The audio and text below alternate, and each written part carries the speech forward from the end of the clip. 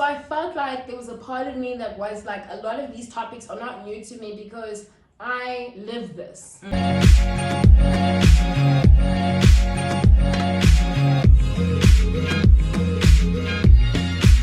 Right? Like, as my position, like in society, a black woman, granted, I'm not queer and I'm not disabled, so I have certain privileges that construct my identity.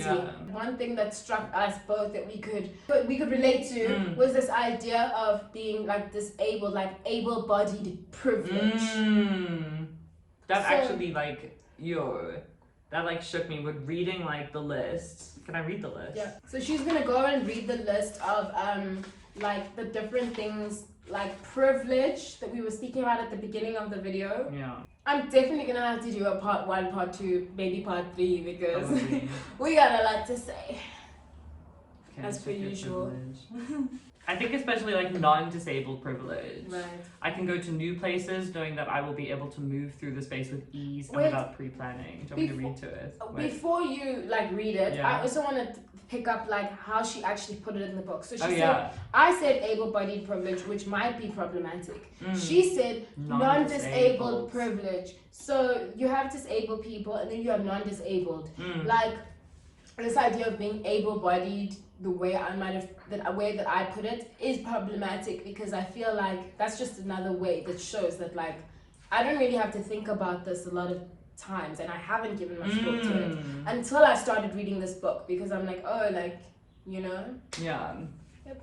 How can I read it? Okay. Yep. I can go to new places knowing that I will be able to move through the space with ease and without pre-planning. I do not have to worry about making the people around me uncomfortable because of my disability. People do not treat me in an unadult fashion by crouching down to me using a patronizing tone or offering unsolicited help for tasks. I can succeed in situations without other people being surprised by that success or using the word despite. Ooh. My success is not presented as a guilt trip for others who do not have my disability. If they can do it despite their disability, what's yours? Yeah, they can do it despite their disability. I hate that because that's actually like a lot of the messaging that you receive in the media. Like, oh, this person did this, so why can't you? Like, oh, it's wrong. I can go to any class, job, or website and assume that the materials presented to me will be understandable. People don't think I'm lazy or stupid when I need to try something again or ask something to be made clearer.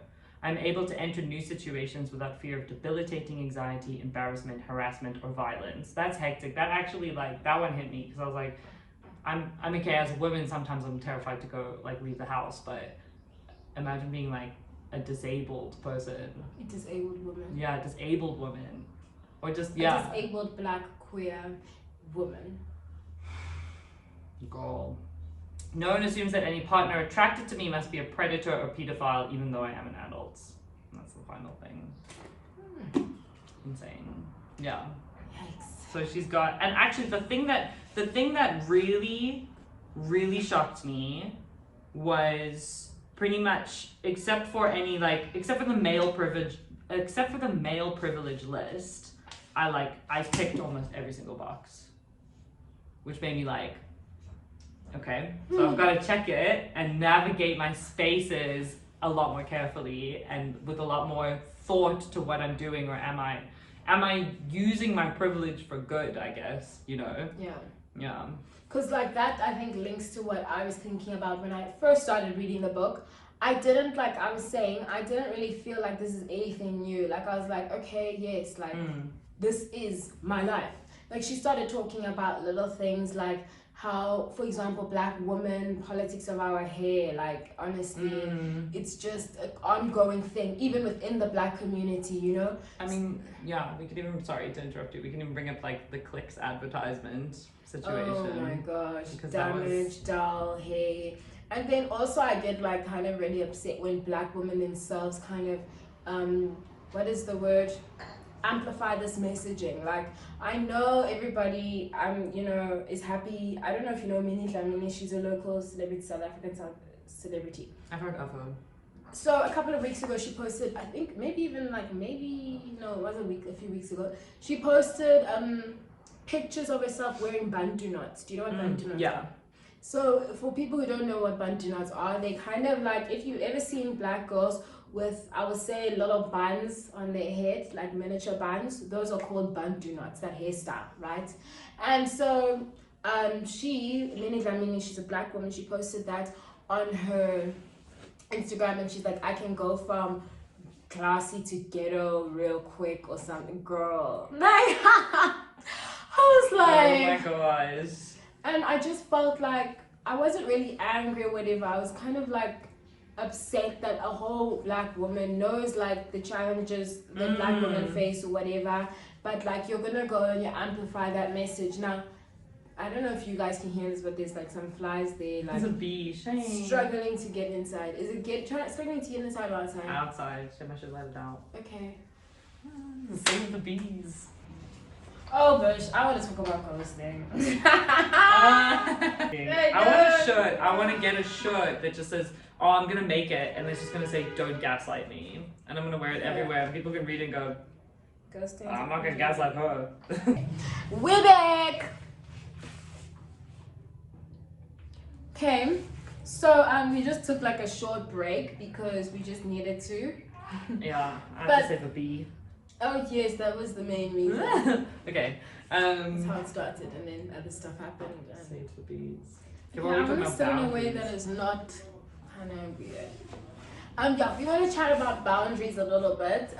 Just how important, and it's become like a running joke with my friends now, like because I'm always like, are you setting boundaries? Or like the other day, I think I don't know, my friend did something, and I was like, oh, Sheridan.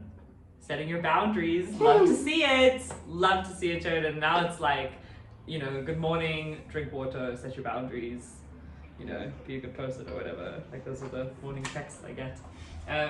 But yeah, I don't know. I feel like I've always struggled with boundaries. Okay. Like, Same. Yeah, just in terms of, and it is kind of like, and this is what she says, in order to set boundaries, like, you're kind of revealing who you are as a person to the other person, and you're telling them how to treat you, which is quite important, Yeah. And I think the main thing I've done is actually like set boundaries like at work. Okay. Like, because I'm a lecturer, so with my students. So with my students, I'm like, they have my phone number because I have a WhatsApp group with them, but my boundary is like I don't answer DMs, and for me they DM you. They DM me on Instagram. No, on WhatsApp. They're like, hey. I'm like, no. Okay. Sometimes I have had some DMs on Instagram though, but I don't respond. You go down in the DM. And I feel like that's just like, in a way, it's protecting your energy. That's what boundaries is. It is like really protecting your energy from weird stuff. What I realized is I'm great at expressing what I want. So if you're in my life, you probably know what I like and what I don't like. But when it comes down to actually like how do I express this? Like, let's say that like I have a particular boundary, right? And I've expressed it to you like many times, maybe like tacitly, like, and I've said it, like, put it down on the table. This is what I want, this is what I expect or whatever. And then you don't something happens that you do that it's like against that boundary. Like violates that boundary that you set down. Right, like I don't always tell you that no, actually you've actually violated my boundary in this way. It's kind of like a toxic thing. So sometimes like it's kind of crazy, but I've realized now in lockdown I can actually I might not verbalize it, like I'll verbalize it, this is what I expect from you as my friend and what I don't like from people. But then I won't actually tell you that in this moment with this action you violated my boundary. So it's like, so I'll just make a mental note, almost like, okay, why? Something else happens. You violated my boundary in this way. 2, something like this happens. You violated my boundary. 3. But then do you think that's like productive or not productive? No, it's not. It's toxic. It's toxic. that's what I've struggled with as well. It's very toxic. Actually sitting that person down and going, hey, I didn't like it when you did this. And I mean, you've done it with me before where you've been like, I didn't like it when you treated me like this. And then we had a discussion about it. And I feel like our friendship is stronger for it. But yeah, sometimes it's that quiet resentment. But that's just the thing is like, if I don't feel safe to express that you had me fucked up in this moment, I'm not going to be able, because it's like, I have been made in my life, like, if I'm expressing something that I don't like, that's gone on in the friendship or the relationship, man, you're so sensitive. Dude. Man, it's not that deep. But that brings me up to, like, gaslighting. Our next topic. Gaslighting is my favorite thing to say because I'm legit just come out of a fucking like victimized situation with a gaslighter. Like genuinely, this man was denying my emotions and my lived experiences, and he was always like, but is that how you think it is, or is that how it really is? And I'd be like, how I think it is how it really is, you know, like that's my personal experience of the situation. And he'd be like, well, I just didn't see it that way, so you're wrong. And I actually, because I didn't set my boundaries, I let it happen. I was just sitting there like, yeah, okay, sorry baby, I love you so much, you know, oh sorry. Like, this man had me believing I was the worst girlfriend in the world. He was genuinely like, he made me feel crazy. And I actually had a conversation with him the other day, and I could feel him gaslighting me. Like, I told him, I think you owe me an apology. Why are you talking to him? No, he came up to me at a party, girl. I was fucking minding my own business, and he came up to me and was like, how's it going? I was like, I'm calm and I'm cool and collected, and I'm healed. So. Yes, girl. Look at you. He came up to me and he was like, well, how's it going? And I was like, are we friends? I don't remember us being friends. Don't know him. Yeah. And I could feel him actually like just getting into my brain again and making me question my reality. Right. And I actually, because of this book and because I've just, you know, done a lot of soul searching this year, I was able to actually take a step back and go, no, you don't listen to what this man tells you anymore. And I was able to shut it down and call him out on it and then walk away, which was a very empowering moment for me. But gaslighting is a thing. If you find yourself, if you're with someone that invalidates your feelings, or makes you question your reality, or calls you crazy, or what else is it? Just lies, denies how they're making you feel, or is like does not hold themselves accountable for their actions. Because I think like if in your relationship, like you're my sister, you're my mom, you're my best friend, you're my boyfriend, like if I'm telling you that something you've done made me uncomfortable, and you're not actively like trying to like work through that with me, that's a red flag. Because it's like, even if you feel like Harriet, I think she's projecting, man, because blah blah blah, but like the language that you use and the way that you deal with that, because in a lot of like my relationships, I am a sensitive person, and like I don't know, like, I think it was used against me in the past, that like, oh yeah, you're just being sensitive, oh, you know, Finte, like, she's just sensitive, whatever. But that's bullshit to me, because if I feel a way about something, like, you're the person in my life who says that you care about me. So if I'm telling you I have a problem with a particular thing, okay, there's a lot of noise outside, I think something's being raped or something. Paving, and then the cars are driving past, so I should close this window. Oh, and I was on a like on a roll. I was ready to, you know. But yeah, if I'm telling you like a loved one in my life, that because I'm not vulnerable with a lot of people, I feel like for me to actually get to that point that like you're in my life, like we actually on a level of intimacy that is beyond like the superficial, hey girl, you look good, okay, bye. Like it takes a while, you know, it takes a lot. So for us to actually be there now, I'm confiding you and I'm telling you like, you know, this behavior when you did this and this, I didn't like it because no, you're just being sensitive. Like that's toxic, and that's shutting me down, because I feel like in future, then I'm gonna start that 1, 2, 3, you know, situation that one day I might just, you know, do something crazy and no one is expecting it, because wow, that's when like wow, wasn't that deep? Why is she mad because of this? But like no one's understanding that I've been communicating to you that like your behavior is doing this, but maybe it's because I don't say it like in a way that you are actually violating my boundaries when you do this and this. Yes. That the other party doesn't actually understand how serious this is to me and how I actually feel like, you know, because I honestly feel like I've made space for so many people in my life, but I don't always feel like that space is reciprocated. You know? I like the idea of like, and I think this is something that I'm gonna follow, like tell them this is my boundary, and then if they continue violating that boundary, then you know where you stand with them, and then you can actually like, then you can let them go. Then you can be like, okay, clearly this person does not respect me as a human being. I'll let you know.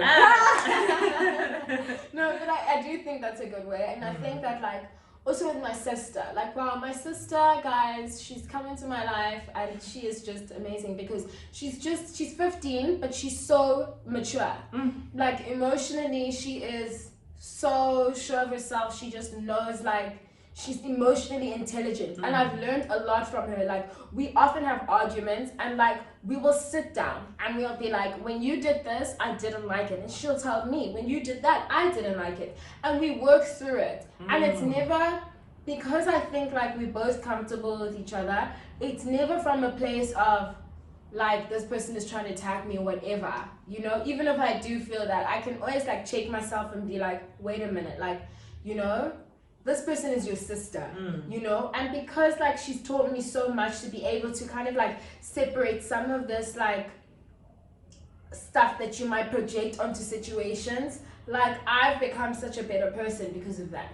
I can literally have a conversation, but Harriet tells you that I've always kind of been that person that communicates, because though Harriet has always given me the space. Yeah. Like if I tell Harriet something from the beginning, dude, I don't like this and this, she's not trying to like, okay, gaslight me because she wants to now shift the blame, or she wants to now like, I get it, like if you're not really in a space to kind of like receive some of that, but then also communicate that like, okay, I'm hearing you, but like I don't really, like I don't want you to feel some type of way, but like can we have this conversation at another stage, because right now I'm not in the mental headspace. Because I think like also if you're receiving something and you think that, you know what, like if I share this conversation right now, it's gonna go left, communicate that and be like, listen dude, I hear you, but I'm not okay right can we now. like table this for a more, like, I don't know, better time. Yeah, like I'm not having a great mental health day, so I don't have the capacity, the emotional capacity to deal with, to have this conversation with you that's right me, now. that would be hypothetically me setting my boundaries with you. Exactly, but like I would respect that, because I'm like, okay, like she's not available in this way right now, but she's still, there is still that mutual respect, there is still that like at a later stage we will, and there's still like that safe space. Exactly. In like, you know. So I don't know if if it's like a thing of like expecting too much or what, but it's worked. We are. How old are we now? 25. And we started being friends when we were 18. 18. So that's 7 years. Yeah. Now we are in the lifetime. Yeah, we actually are. Okay. We're in it. We're ride or die. We're locked in. We're locked in. Padlock. But yeah, you are actually like, my friendship with you is one of the like the healthiest and the most communicative in a way. Like I don't think I've ever had like a friend that you do actually call me out on my shit. And I'm fine with her calling me out, because sometimes she'll be like, because I know it's all love. And Harriet's confrontational. I like that about her. Thank you. Because I think that often people are like, I don't like confrontation, but that's not actually the case. Let's talk now. Let's talk now, but maintain the respect. Like people sometimes like feel now like, okay, confrontation, it's time to read. It's time to read a bitch. Like now it's an episode of Real Housewives of whatever. No, like it doesn't have to go there. Let's sit and talk about our emotions. I get it, like we're friends. Like we're in this friendship. We're in this boyfriend-girlfriendship. We're in this relationship. Let's talk, like let's discuss like how we feel. And if then from that discussion as like mature adults, it doesn't work out or we're not on the same page, then we move accordingly. You know? So now we can talk about the last thing, that I wanted to talk about ghosting. Have you ever ghosted someone? And be honest. I think I probably have, but I haven't thought about no.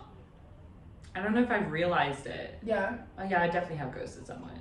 Am I like, especially in my younger years? Okay. I remember specifically going on a Tinder date with someone, but this is like not me. This is an example of me not ghosting. Okay. I went on a Tinder date with him. I hated it. It was horrible. Like, it was just like, I was so sad, and then I was just going on this stupid Tinder date that I didn't even want to go on, and it was lame, and then he tried to, you could tell he was crumbs. You were like, it was crumbs, I was leaving the crumbs for him. And then you were like, I need a thingy boost, and he came, and he was like, your temporary. Yeah, but then he just kept texting me, and I wasn't into it, and I actually sent him a message like, hey, listen, I'm not interested. I'm in a really weird space right now. I'm really sorry, but I'm just not into it. And he actually responded. He was like, thank you so much, because I normally girls ghost me, and this is like so much nicer. Thank you for being honest. And from that moment on, I haven't ghosted anyone, because it's the confirmation that, like, you know, you get what you give, and I know what it's like to be ghosted. You know, so if I'm gonna put out that energy of not ghosting someone and being honest, and hopefully if it spreads enough, it'll come back to me, and someone will be like, hey, I'm not interested in you, and I'll be like, that's okay, thank you very much for your time, that's fine. Yeah. Regards, you know. Yeah, but I think I definitely have. I definitely have ghosted people in the past. Okay. Yeah. I have been ghosted. Have I been? By like one guy. Yeah. That it really hurt. Yeah. No, two guys. That it really hurt. And then I have ghosted as well. But like, when I don't even want to justify my ghosting, because the one time though that I ghosted, like with actually intention, like not like life got in the way and I just moved on, like I made a decision, like this one I am ghosting you, was because he ghosted me first, then he came back, and then I was like, I don't know, like if I'm petty, but I definitely think that like that particular thing, because there was so many, like so much, like it was such a like emotionally charged interaction that like I made the decision, like it wasn't like premeditated or whatever, like we were cool or whatever, and then things were back to normal and its own like dysfunction, I guess. And then like it got to the point where I found out some information from a source, because this stuff, like unfortunately it always comes to me, I don't know how, but like I will always find things out, like I just always do. Maybe it's like a girl thing, girls always find things out. You do, hey? Whether I'm stalking you, or my friend is coming and telling me, or I'm seeing something, or 1 + 1 is not equaling to 2, the information always comes. So fine, this information came to me like as a bird does. And I was like, okay, how am I going to deal with this? Now I was stewing on it for a bit, and then, you know, I was like, I felt myself getting hot, like just getting angry now. So then I was like, okay, no, I'm not going to do anything, I'm not going to take action. Then something else happened when, that happened, like something else. I don't even want to go into it because it's just toxic. And then I was like, no, I'm definitely ghosting. So I ghosted because that was intentional. Like, I'm ghosting you now because I need to actually, I feel like an act of self-care at that point. Because I just felt like I've put up through so much when I shouldn't have to. Like, I was so sad. Oh, you're almost matching his energy in a way, though. Yeah, like it was my, like, I didn't do anything, and I never felt bad about it. Yeah. Like, I didn't do anything that he hasn't done to me. And that was actually minor, because I felt like I could have done worse. I should have done worse, but then because I'm a healed queen, like, I don't subscribe to that. So I could give him what he gave me, like, reciprocate his energy, but not, like, get to that realm of, you know. So ghosting though, but I like your approach. I think that's something that I would use in the future. Like, just be like, listen, thanks for your, you know, thanks for everything, but I just don't see a future for this interaction. Thank you for your time, and like leave each other on amicable terms. Because life happens, like you always will like meet people, and then now and then like interact with them later in a different capacity, and it might be awkward, like just to not have like bad vibes and negativity. I like that, so I will use that in the future. Cool. I just feel like it's like it's just a mutual respect thing. Yeah. You know, if you respect yourself and you respect that person. Like you don't want to position yourself. You don't want to position yourself as someone who's superior to another person. Like, she's always texting me, I'm gonna ghost her. Or like, there's no need. It's toxic. And I don't want to talk about that whole thing of like you don't owe anyone anything. You owe, because I think that in itself is another toxic narrative that like people are like, no, I don't owe you anything, so I'm not gonna like, I don't have to, like, that's problematic to me. Like, you don't have to owe any person anything, but human decency is a thing that exists. Can I read you what she's actually said about it? Yeah, let's hear it. If you've been ghosted, it's likely that you're the victim of a person who is experiencing low self-worth, which led to them interacting with you as a means of instant gratification, which you actually talked about. It's likely you were their dopamine hit to temporarily fill their empty void. Ouch, I know, I'm sorry. But remember, the way people treat you is only ever a reflection of how they feel about themselves, not you. That gave me such power, hey? Like, I always used to take things so personally, and now I'm like, oh, that's actually how you feel about yourself. What people don't seem to realize because of the normalization of ghosting is how emotionally abusive it is to repeat the cycle of violence, especially when the ghost doesn't just stay away. They continue to drop in and out of your life, feeding you crumbs. Sounds familiar. Their absence causes you to question your self-worth, wondering what you did wrong to deserve this. Your chest pains when you're lying in bed at night and you're like...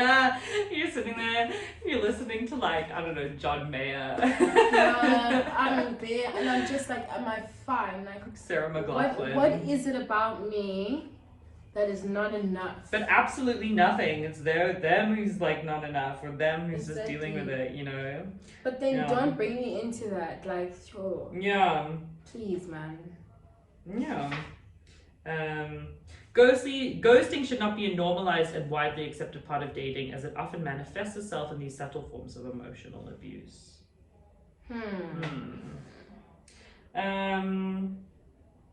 Yeah, and at the end she says, let's close the communication gap. Which is why I try to actually be honest with people about how you feel. Yeah, how I'm feeling. And I actually find most of the times, besides from Mr. Gaslighter, hello, he's not watching this, but hello, you know who you are. He might be.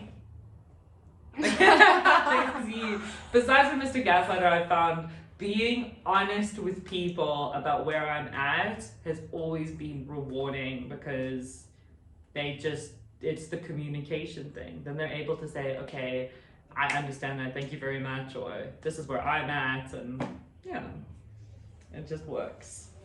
Because I think I just talk. Like, I'm one person, I'm very chatty and I'm communicative.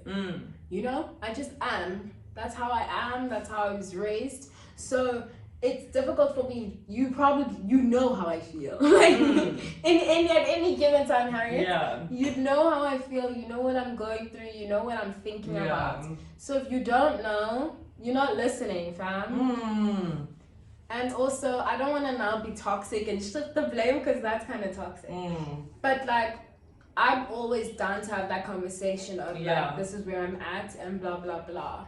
But like, when it comes to ghosting, when it comes to dating in general, right now, I don't think I'm also at that place of dating, because I'm really just rediscovering myself. Yes. And using all that energy that I had invested onto other things for myself. And she actually... Oh yeah, sorry, continue.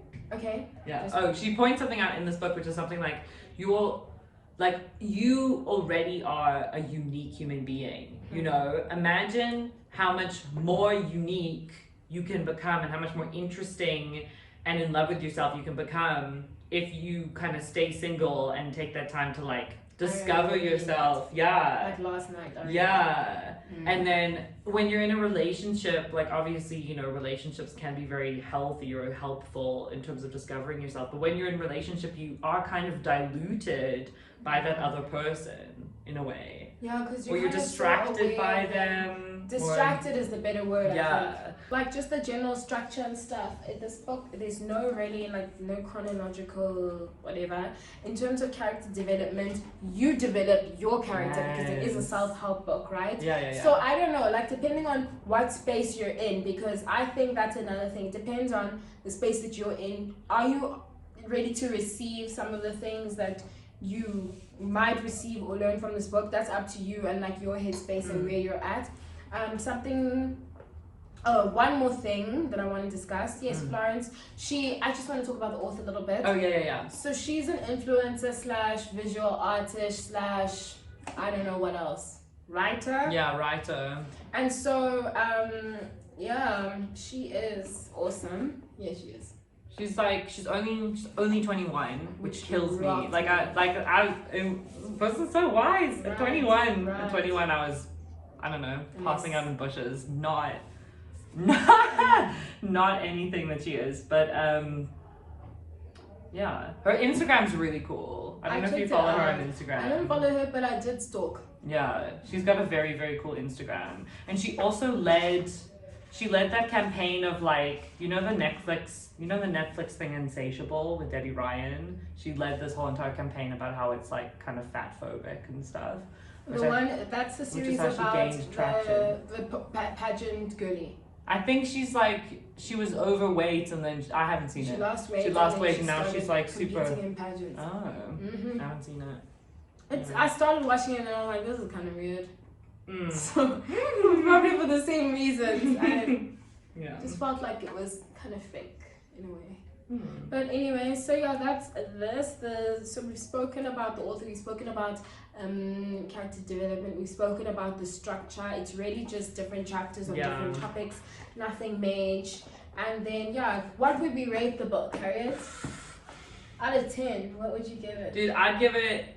I know you're gonna give it. I'm gonna give it like 100 out of 10. No, I can't. But fully 10 out of 10, even 11, 12 out of 10. I read this book and I immediately told everyone about it. I seriously think it changed my life. It whacked me over the head. Yeah. I was living in a haze. This is a little dream. And then Florence Given came and smacked me on the head with this book and went, girl, get your life. And I went, okay, cool, thanks. And now, I'm seriously changed from this book. Okay. And I think everyone should read it. Yep. I think men need to read it as well, just so that they can figure out how to navigate their spaces. And they can get it. Yeah. Also, if I go on a date with someone, which I'm not going to do for a while, and he's not a feminist. Oh, I've read. Oh my gosh, yeah. She actually says set your boundaries in terms of dating if they're not a feminist. That's one of the things she said, and I was like, that's interesting. Because I realized Mr. Gaslighter wasn't a feminist, so.